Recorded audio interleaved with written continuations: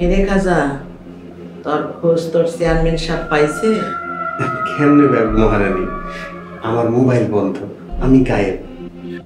জামান মুখ খুলছে, পাগলিরও কি করছে? না মহারানী, মুখ তো খুলে নাই, কইছে টাকা না পাইলে মুখ খুলবো না। টাকা তো কোনো ঘটনা না, তবে আমার টাকা হজম করা অনেক কঠিন। আমার টাকা খাওয়া আর আগুন মুখেলো এক কথা। আমি জানি মহারানী, ওই মুখ পড়ার যদি হায়াত না থাকে তাহলে তো আমাকে কিছু করার নাই। খাজা বুঝছস, এদিকে একটা নতুন ঝামেলা আমার কাঁধে আইছে। নতুন ঝামেলা? কি মহারানী? তোর চেয়ারম্যান সাহেব যে আবার বাপ হইব হেডা হুনস নাই?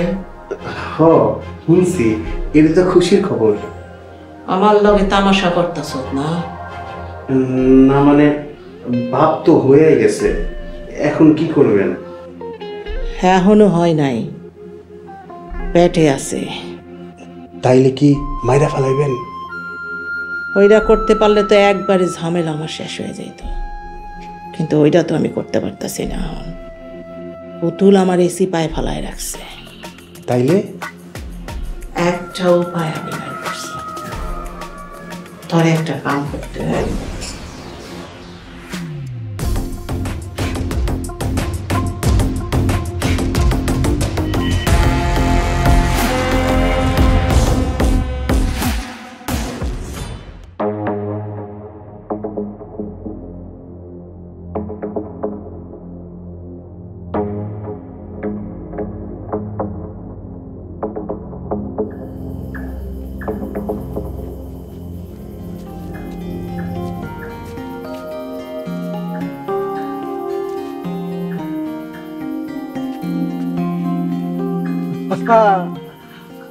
আইতে পারছো তেলে?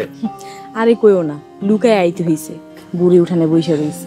আহারে, আমার প্রিয়তমাটা আমার লেগা দুয়ার অপেক্ষা করতেছে। হ, তাইলে যাও, ব্যাঙের মতন এক লাফ দিয়ে বুড়ির কোলে যায় পড়ো। না না, আমার এত দূরে গিয়া পরনের কোনো দরকার নেই, তুমি তো আছো কোলাগুলি করণের লেগা, কে বুঝলা? তাইলে চলো, জায়গা মতো যাই। ঠিক আছে, চলো।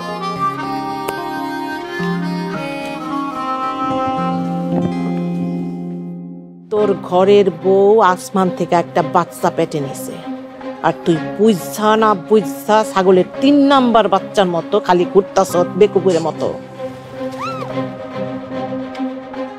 এত জোরে কেউ বের করে? পাগল নাকি? এখন কি আম্মুকে খুঁজে পাওয়াটা আমাদের কাছে বেশি গুরুত্বপূর্ণ বিষয় না? আর তাছাড়া আম্মুর অভাবে তুমিও তো তিলে তিলে শেষ হয়ে যাচ্ছ।